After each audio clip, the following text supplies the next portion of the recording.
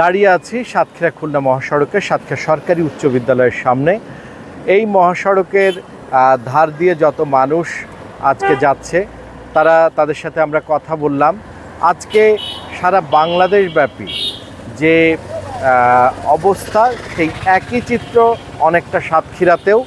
মানুষের মধ্যে এক ধরনের প্রত্যাশা, এক ধরনের আশা এগুলো তৈরি হয়েছে নতুন সরকারকে ঘিরে।